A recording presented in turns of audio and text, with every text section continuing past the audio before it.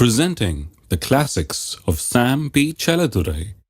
Sam P. Chaladurai அவர்களின் போதனை களஞ்சியத்திலிருந்து. நீதிமொழிகள் 10:11. நீதிமானுடைய வாய் ஜீவ ஊற்று. வாய் என்பது ஒரு நீதிமானுக்கு அது ஜீவ ஊற்றை போல இருக்கிறது. ஜீவ ஊற்றுனா அங்கிருந்து நன்மையான காரியங்கள் ஊறிக்கொண்டே இருக்கிறது. அவன் என்னவெல்லாம் வேண்டுமோ அவன் அதையெல்லாம் இந்த வாயிலிருந்து எடுத்துக்கொள்ளலாம். எப்படி வாயிலிருந்து எடுத்துக்கொள்கிறான்? வாயிலிருந்து விசுவாசத்தை அவன் கட்டவிழ்கிறான். வாய் தான் அவன் எந்த திசையில போகிறான் என்கிறதை நிர்ணயிக்கிறது. வாய் தான் அவனுடைய வாழ்க்கையை திருப்புகிறது. இப்படி போய் கொண்டிருக்கிற வாழ்க்கையை எப்படி திருப்புகிறது? தோல்வியிலே சென்று கொண்டிருக்கிற வாழ்க்கையை வெற்றிக்கு திருப்புவது வாய் தான். ஆகவே வாயை ஜீவ ஊற்று என்று வேதம் சொல்லுகிறது. இப்போ அது குறித்து இன்னும் சில காரியங்களை நான் உங்களுக்கு எடுத்து காண்பிக்க போறேன். எப்படி ஜீவ ஊற்றாயிருந்து நம்முடைய சரீரத்தை எல்லாம் அது குணமாக்குகிறது, எப்படி நமக்கு வெற்றியெல்லாம் தருகிறது என்பதை குறித்து நான் சென்ற வாரத்தில் போதித்தேன். இன்றைக்கு யாக்கோபு 3ஆம் அதிகாரத்துக்கு திருப்போம். யாக்கோபு 3ஆம் அதிகாரத்துக்கு முதல் வசனத்திலிருந்து வாசிக்கிறேன். என் சகோதரரே, அதிக ஆக்கினை அடைவோம் என்று அறிந்து உங்களில் அநேகர் போதகராகாதிருப்பீர்களாக. போதகர்களுக்கு முதல்ல சொல்றாரு. என்ன வேலை பாருங்க, அவருக்கு போதகர் ஆகிறேன்னு சொல்ற ஆளு ஆகாதேன்றாரு. ஏன்னா நீ கணக்கு கொடுக்க வேண்டும். ஏன் போதகர் என்கிறது ஒரு சாதாரண வேலை அல்ல. அது என்ன வேலைன்னா, ஜனங்களுக்கு முன்பாக நின்று நம்முடைய வாயின் வார்த்தைகள்னாலே ஜனங்களுடைய வாழ்க்கையை திசையை திருப்புவது. நம்முடைய வாயின் வார்த்தைகள்னாலே ஜனங்களுக்கு ஒரு எதிர்காலத்தை குறித்த ஒரு தரிசனத்தை உண்டு பண்ணுவது, நம்பிக்கையை உண்டு பண்ணுவது. இதுதான் பிரசங்கம் பாருங்க. கிறிஸ்தவ பிரசங்கம் என்கிறது ஒரு பொறுப்பற்ற ஏதோ எந்திரிச்சு நின்று ஒரு 3 கதையை சொல்லி அல்லது 3 பாயிண்ட்டை சொல்லி ஒரு கதையை சொல்லி ஒரு கவிதையை பாடிடுறது இல்லை. கிறிஸ்தவ பிரசங்கம் என்கிறது வாழ்க்கையே நல்ல திசைக்கு திருப்பக்கூடிய விதத்திலே அந்த நேரத்தை உபயோகப்படுத்தி, இந்த 1 மணி நேரம் நான் பிரசங்கம் பண்ணுகிறேன் என்றால் அந்த 1 மணி நேரத்தில் சரியான வார்த்தைகளை நான் தெரிந்தெடுத்து பொறுக்கி எடுத்து இதுக்கு உட்கார்ந்து எந்த வார்த்தைகள் நல்ல வார்த்தைகள், எந்த வார்த்தைகள் ஆசீர்வாதத்தை கொண்டு வரக்கூடிய வார்த்தைகள், எந்த வார்த்தை ஜீவனளிக்கக்கூடிய வார்த்தை, எந்த வார்த்தை சுகமளிக்கக்கூடிய வார்த்தை, எந்த வார்த்தை ஜனங்களுக்கு உதவும் என்று சொல்லி இதே கவனமாக இருந்து நான் பொறுக்கி எடுத்து ஏதோ வாயில வந்ததை பேசக்கூடாது. சிலர் சொல்றாங்க, நீ போய் நில்லு, வாயை விரிவாய் தர அதை நிரப்புன்னு சொல்லி இருக்கிறாரு. நான் அப்படி விரிவாய் திறந்த ஆட்கள் எல்லாம் பார்த்துருக்கிறேன். வெறும் காத்து தான் நிரப்பி இருக்குது. வாயை திறந்தால், விரிவாய் திறந்தால் ஒரு வேளை உள்ள போகும் அல்லது காத்து நிரப்பும். ஆனால் கர்த்தர் அதை எப்போ நிரப்புகின்றாரு? அது நியாயாதிபதிகளுக்கு முன்னால் நிற்கும் போது அதை பற்றி ஒன்றும் கவலைப்படாது, நீ அங்கே நிற்கும் போது என்ன சொல்லணுமோ அதை உனக்கு நான் தர்றேன்னு சொல்றாரு. ஆனால் இங்கே நிற்கும் போது ஆயத்தத்தோடு நான் நிற்க வேண்டியதாக இருக்கிறது. பொறுக்கி எடுத்து தெரிந்து கொண்டு டெலிபரேட்டா சூஸ் பண்ணி காரியத்தை தேர்ந்தெடுத்து ஏதோ ஒரு திசையில வாழ்க்கையை திருப்பும்படியாக, ஒரு நல்ல திசையில திருப்பும்படியாக, நம்பிக்கை ஊட்டும்படியான வார்த்தையில நான் பேச வேண்டியதாக இருக்கிறது. அப்படி அவ்வளவு பொறுப்போடு நான் செயல்படவில்லை என்றால் அந்த ஊழியத்தில் இருக்கக்கூடாது. அதனால எனக்கு கூட இந்த வேலை தான், வர்ற ஆளை வேணான்னு சொல்ற வேலை தான். உனக்கு வேற ஏதாவது செய்ய முடியும்னா செய், வேற எதுவும் செய்ய முடியலங்க, எனக்கு இதுதான் எனக்கு கர்த்தர் வச்சிருக்கிறார், நான் இதை செய்யறதுக்காகவே நான் அர்ப்பணித்திருக்கிறேன், கர்த்தர் என்னை அழைத்திருக்கிறான்னு சொல்றோம் தான் இதுக்கு வரணும். இதுக்கு வந்த பிறகு சும்மா என்னத்தையோ நின்று உளறிட்டு இருக்கக்கூடாது. கர்த்தர் கொடுக்குற அந்த வார்த்தைகளை தெரிந்தெடுத்து ஜனங்களுக்கு அது பிரயோஜனமான விதத்தில் சொல்ல வேண்டும். ஏனென்றால் ஒரு நாள் நாம் அதற்கு கணக்கு கொடுக்க வேண்டியவர்களாக இருக்கிறோம் என்று வேதவசனம் சொல்லுகிறது. போதகராகாதிருப்பீர்களாக என்று சொல்லி இருக்கிறது. இதுதான் எனக்கு சின்ன வயசுல ரொம்ப பிடிச்ச வசனம்.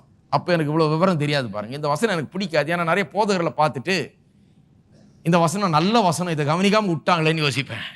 இவர் கவனிக்காம விட்டாரு, அவர் கவனிக்காம விட்டாரு, ஐயோ இந்த ஆள் கவனிச்சிருக்கலாம், அந்த ஆள் கவனிச்சிருக்கலாமேன்னு நான் யோசிப்பேன். நல்ல காலம் நம்மளாவது கவனிச்சோம், நம்ம நிச்சயமா போதகராகவே ஆகக்கூடாது. ஆனால் இதனுடைய அர்த்தம்லாம் இன்னைக்கு சொல்ற மாதிரி எனக்கு விளங்கல.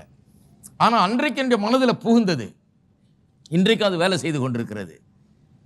ஆகவே ஒரு நோக்கத்தோடு நான் பேசிக் கொண்டிருக்கிறேன். வார்த்தைகளை தெரிந்தெடுத்து உங்களுக்கு அந்த வார்த்தையை அனுப்பி கொண்டிருக்கிறேன். என்றால் கர்த்தர் அந்த வார்த்தையை என் மூலமாக அனுப்புகிறார். அதுக்கு தான் என்னுடைய வாய் பயன்பட வேண்டும். பாருங்க, நாம் எல்லாரும் அநேக விஷயங்களில் தவறுகிறோம். ஒருவன் சொல் தவறாதவனானால் அவன் பூரண புருஷனும் தன் சரீரம் முழுவதையும் கடிவாளத்தினாலே அடக்கிக் கொள்ளக்கூடியவனுமாய் இருக்கிறான். பாருங்கள், குதிரைகள் நமக்கு கீழ்ப்படியும்படிக்கு அவைகளின் வாய்களில் கடிவாளம் போட்டு அவைகளுடைய முழு சரீரத்தையும் திருப்பி நடத்துகிறோம். கப்பல்களையும் பாருங்கள், அவைகள் மகா பெரியவைகளாக இருந்தாலும் கடுங்காற்றுகளால் அடிபட்டாலும் அவைகளை நடத்துகிறவன் போகும்படி யோசிக்கும் இடம் எதுவோ அவ்விடத்துக்கு நேராக மிகவும் சிறிதான சுக்கானாலே திருப்பப்படும். அப்படியே நாவானதும் சிறிய அவயமாயிருந்தும் பெருமையானவைகளை பேசும். பாருங்கள், சிறிய நெருப்பு எவ்வளவு பெரிய காட்டை கொளுத்தி விடுகிறது.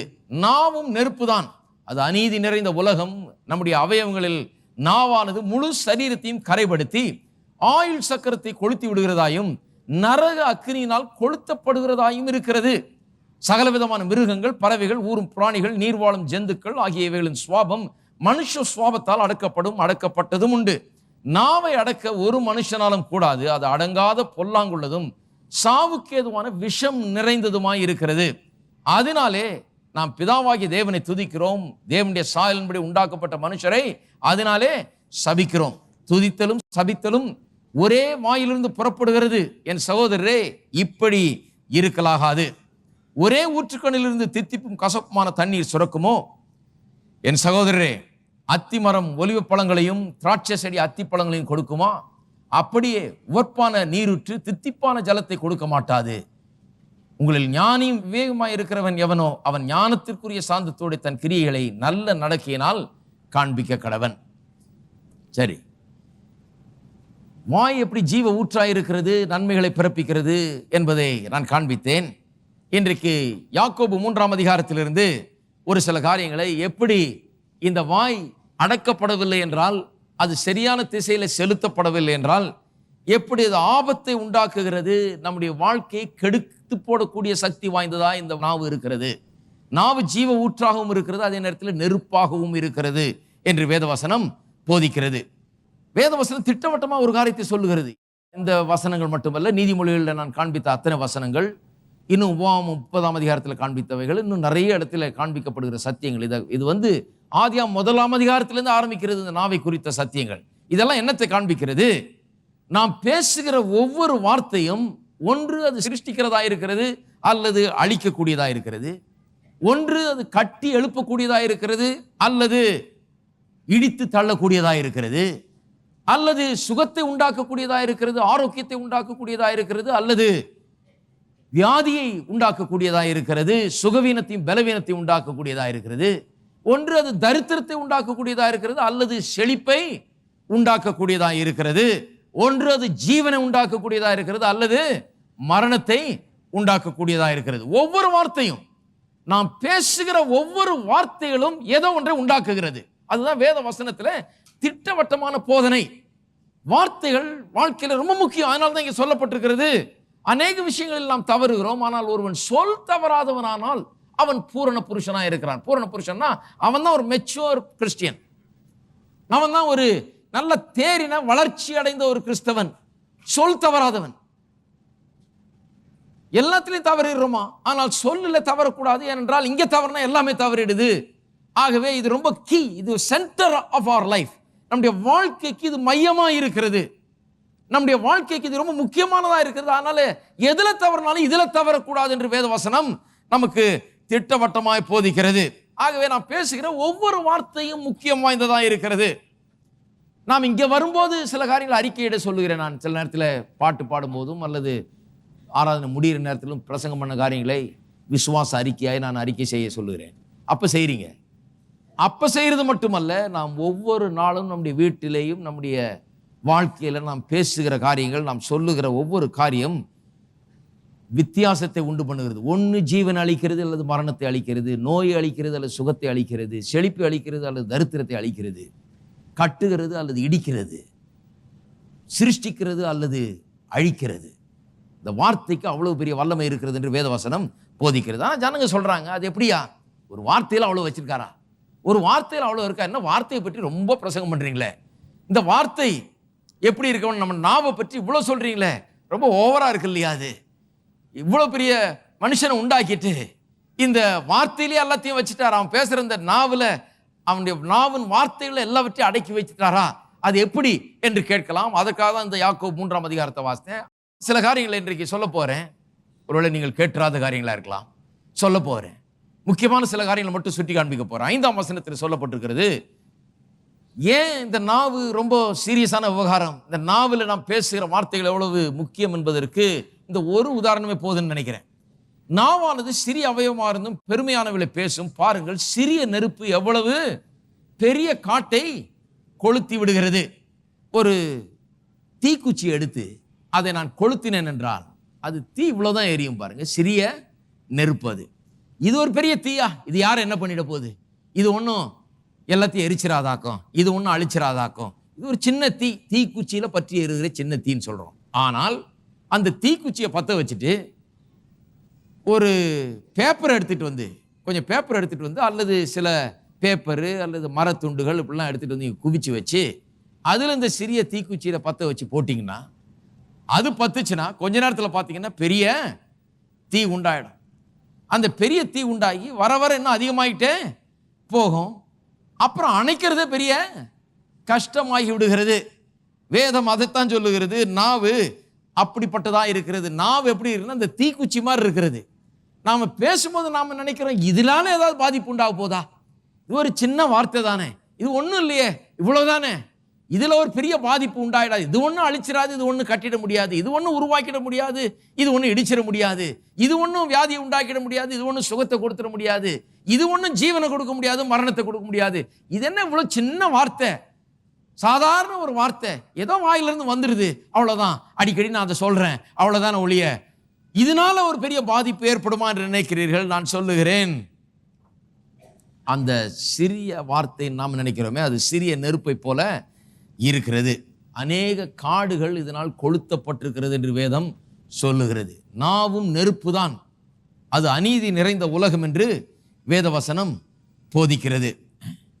அதை நிறுத்த முடியாத அளவுக்கு, தடுக்க முடியாத அளவுக்கு அவ்வளவு பற்றி கொண்டு எரியக்கூடிய ஒரு சக்தி வாய்ந்ததாக இருக்கிறது. நாவை கட்டுப்படுத்தவில்லை என்றால் அது என்ன பண்ணுகிறது? அது ஒரு நெருப்பை போல இருக்கிறதாம், அழிக்கக்கூடிய ஒரு நெருப்பை போல் ஆகிறது. ஏனென்றால் நரக அக்னியினால் அது கொளுத்தப்படுகிறது என்று 6ஆம் வசனத்திலே நாம் வாசிக்கிறோம். கடைசியில நரக அக்னியினால் கொளுத்தப்படுகிறதா இருக்கிறது. நரக அக்னியினால் கொளுத்தப்படுகிறதுனா நாவை பிசாசு உபயோகப்படுத்த ஆரம்பிக்கிறான். நாவை நமக்கு சத்துருவாய் இருக்கிற, விரோதியா இருக்கிற பிசாசு, நம்ம அழிக்க நினைக்கிற பிசாசு நம்மை அழிக்க வேண்டும் என்று சொன்னால் எப்படி அழிக்கிறான்? நம்மாலேயே நம்ம அழிக்கிறான். நம்முடைய நாவை உபயோகப்படுத்தியே நம்ம அழிக்கிறான். நம்மை சில காரியங்களை பேசும்படியாக அவன் தூண்டுகிறான், பேச வைக்கிறான். அப்படி பேசும்போதுதான் என்ன ஆகிறது? அழிவு உண்டாகிறது. ஏனென்றால் பிசாசானவனுக்கு ஒரு காரியம் புரிஞ்சிருச்சு. ஏன்னு சொன்னா, மனுஷனை பற்றி ஒரு காரியம் புரிஞ்சிருச்சு. அவன் தேவனுடைய சாயல்ல உண்டாக்கப்பட்டவன். அவனுக்கு இருக்கிற மாபெரும் கருவி இந்த நாவு. அவன் மட்டும் சரியா பேசினா அவனை தடுத்து நிறுத்தவே முடியாது. அவனுடைய வாய் மட்டும் சரியா இருக்குமா, அவன் சரியான வார்த்தைகளை பேசினால் அவனுடைய முன்னேற்றத்தை தடுக்க முடியாது, அவனுடைய சுகத்தை தடுக்க முடியாது, அவனுடைய வெற்றியை தடுக்க முடியாது, எதையுமே தடுத்து நிறுத்த முடியாது. பிசாசு இந்த உலகத்தில் அவ்வளவு பெரிய பிசாசு இல்லை. நம்முடைய நாவு சரியா இருக்குமானால் நமக்கு எதிராக நிற்கிற சூழ்நிலைகள் எல்லாம் நாம் ஒன்றுமில்லாமல் ஆக்கி முன்னேறி செல்வோம். அது பிசாசுக்கு நல்லா தெரியும். ஆனா அவனுக்கு தெரியும், இந்த நாவில தவற வைத்தால் வாழ்க்கையிலேயே நம்மை தவற வைத்திடலாம், வாழ்க்கையே ஒரு தவறான திசையில கொண்டு போயிடலாம், வாழ்க்கையே அழிச்சிடலாம், வாழ்க்கையே ஒன்றுமில்லாமல் ஆக்கிவிடலாம் என்று பிசாசானவன் அறிந்து வைத்திருக்கிறான். ஏனென்றால் அவனுக்கு நல்ல இந்த தேவனுடைய மெத்தட்லாம் நல்லா புரியுது. தேவன் எப்படி செயல்படுறார், தேவனுடைய காரியங்கள் எப்படி செயல்படுகிறது என்பது திட்டவட்டமாய் அவன் அறிந்து வைத்திருக்கிறான். திருப்புவோம் ஒரு வேதவசனத்துக்கு. ஆதியாகமம் 11ஆம் அதிகாரம் 1 வசனத்திலிருந்து வாசிக்கிறேன். பூமி எங்கும் ஒரே பாஷையும் ஒரே விதமான பேச்சும் இருந்தது. ஒரே பாஷையும் ஒரே விதமான பேச்சும். அந்த ஒரே விதமான பேச்சுங்கிறது குவாலிட்டி ஆஃப் ஸ்பீச்சை குறிக்கிறது என்று நினைக்கிறேன். பேச்சின் தரம். அந்த பேச்சில் எந்த குழப்பமும் கிடையாது. ஆதியிலே தேவன் ஆதாமி ஏவாளை உண்டாக்கின போது அவர்கள் இந்த சொல் தவறாதவர்களாய், இந்த நாவை சரியான விதத்தில் பயன்படுத்தக்கூடியவர்களாய் உண்டாக்கினார். அப்ப பூமி எங்கும் ஒரே பாஷையும் ஒரே விதமான பேச்சும் இருந்தது. ஜனங்கள் கிழக்கே இருந்து பிரயாணம் பண்ணுகையில் சினையார் தேசத்திலே சமபூமியை கண்டு அங்கே குடியிருந்தார்கள். அப்பொழுது அவர்கள், நாம் செங்கல் அறுத்து அதை நன்றாய் சுடுவோம் வாருங்கள் என்று ஒருவர் பேசிக்கொண்டார்கள். கல்லுக்கு பதிலாக செங்கலும் சாந்துக்கு பதிலாக நிலக்கீலும் அவர்களுக்கு இருந்தது. பின்னும் அவர்கள், நாம் பூமியின் மீதெங்கும் சிதறி போகாதபடிக்கு நமக்கு ஒரு நகரத்தையும் வானத்தை அளாவும் சிகரமுள்ள ஒரு கோபுரத்தையும் கட்டி நமக்கு பேர் உண்டாக பண்ணுவோம் வாருங்கள் என்று சொல்லி கொண்டார்கள். மனுபுத்திரர் கட்டுகிற நகரத்தையும் கோபுரத்தையும் பார்க்கிறதுக்கு கர்த்தர் இறங்கினார். அப்பொழுது கர்த்தர், இதோ ஜனங்கள் ஒரே கூட்டமாய் இருக்கிறார்கள், அவர்கள் அனைவருக்கும் ஒரே பாஷையும் இருக்கிறது, அவர்கள் இதை செய்ய தொடங்கினார்கள், இப்பொழுதும் தாங்கள் செய்ய நினைத்தது ஒன்றும் தடைபட மாட்டாது என்று இருக்கிறார்கள். பாருங்க, இந்த பாபேல் கோபுரத்தை குறித்து கேள்விப்பட்டிருக்கிறீர்கள். அதில் என்ன பிரச்சனைன்னா, இந்த பாபேல் கோபுரத்தை கட்டுவது வெறும் அவருடைய பெருமைக்காக அல்லது அவர்களுடைய மேட்டுமை நிமித்தம் கட்டினார்கள் என்று மட்டும் கிடையாது. அது ஒரு ஆராதனை ஸ்தலமாக, பல்வேறு தெய்வங்களுக்கு வழிபாட்டு ஸ்தலமாக அது உருவாக்கப்பட்டது என்று வேத சாஸ்திரிகள் சொல்லுகிறார்கள். அங்கே ஒரு புதுவிதமான ஆராதனைகள் இவைகள்லாம் அங்கே வைக்கப்பட்டு பல்வேறு தேவர்களுக்கு அங்கே ஒரு ஆராதனை ஸ்தலம் மாதிரி அது கட்டப்பட்டது. மனுஷன் தான் நினைத்ததை செய்ய ஆரம்பித்தான். இப்படி செய்யும் போது கர்த்தர் அதை பார்க்கிறார். அவர் சொல்றாரு, ஒரே பாஷையா இருக்கிறார்கள், அவர்கள் ஒரே கூட்டமாய் இருக்கிறார்கள், அவர்கள் இதை செய்ய தொடங்கினார்கள், இப்பொழுதும் தாங்கள் செய்ய நினைத்தது ஒன்றும் தடைபட மாட்டாது என்று இருக்கிறார்கள். தடைபட மாட்டாது என்று இருக்கிறார்கள். நாம் இறங்கி போய் ஒருவர் பேசுவதை மற்றவர் அறியாதபடிக்கு அவர்கள் பாஷையை தாறுமாறாக்குவோம் என்றார். அங்கே என்ன நடந்தது என்பதை இன்றைக்கு சுட்டி காண்பிக்க விரும்புகிறேன். கர்த்தர் சொல்றாரு, உங்க பாஷை ஒரே மாதிரி இருக்குது, எல்லாரும் ஒருத்தர் ஒருத்தர் நன்றாக புரிந்து கொள்கிறார், ஒரே நோக்கம், இதை செய்வோம் என்று முடிவு பண்ணி இதை செய்யறதுல தீவிரமா இறங்கி இருக்காங்க. அவர்கள் ஒரே நோக்கம் உள்ளவர்களாக இருக்கிறபடினாலே, ஒரே கூட்டமாய் ஒரு மனதோடு இருக்கிறதுனால, ஒரே நோக்கத்தோடு செய்கிறதுனால அவர்கள் செய்கிறது நிச்சயமா அவர்களால் செய்து முடிக்க முடியும்.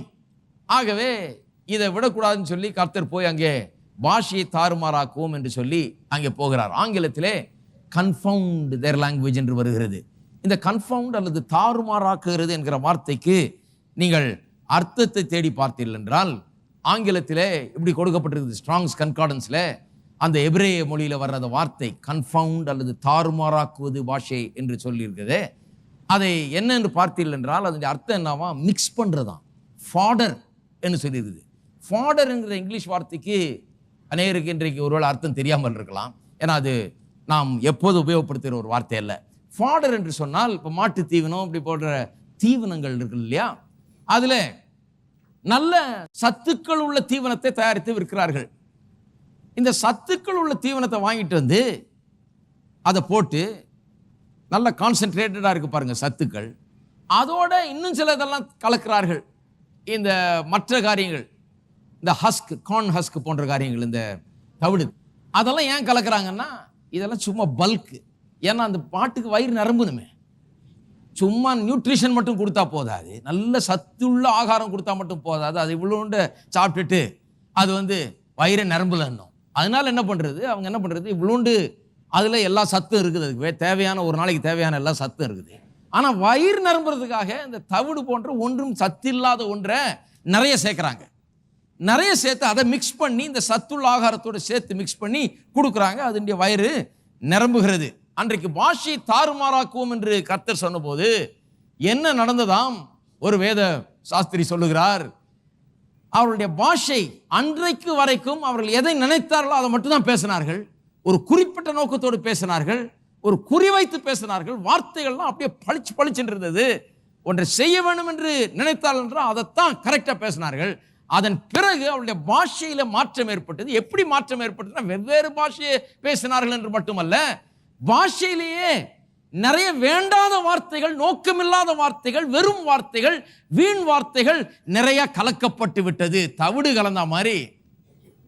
ஹலோ, அவருடைய பாஷை அவருடைய வார்த்தைகள், அவருடைய பேச்சு பலனற்றதாய், சக்தி இல்லாததாய், ரொம்ப தவிடு ஜாஸ்தி, சக்தி ரொம்ப கொஞ்சம், அப்படிப்பட்ட பேச்சாக மாறிவிட்டது. ஆகவே அவர்கள் தோல்வி அடைவதற்கு அது இன்னும் மேலும் காரணமாய் இருந்தது. ஏன்னு சொன்னா அவருடைய பாஷையிலே இப்பொழுது குழப்பம். இருக்கீங்களா? அன்னைக்கு தவிட நிறைய கலந்து விட்டாச்சு.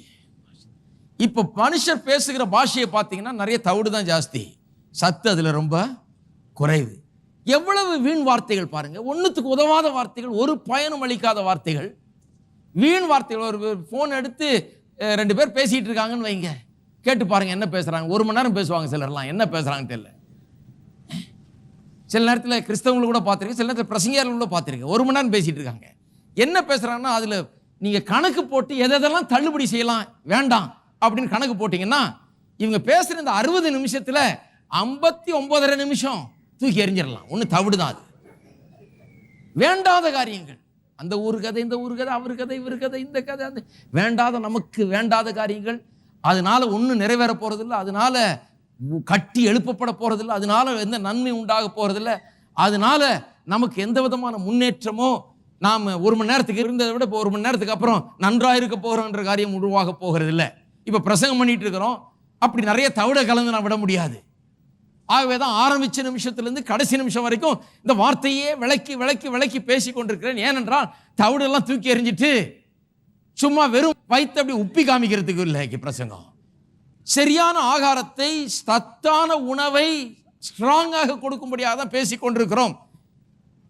அப்ப வாழ்க்கையில குறிக்கோளோட பேச வேண்டியதா இருக்கிறது, சரியான முறையில் பேச வேண்டியதா இருக்குது. அன்றைக்கு பாபேல் கோபுரம் கட்ட அவர்கள் முயன்ற அந்த நாளிலே அவருடைய பாஷையை தாறுமாறாக்கினார் என்று சொன்னா, பேச்சிலேயே ஒரு கன்ஃபியூஷன், ஒரு குழப்பம்.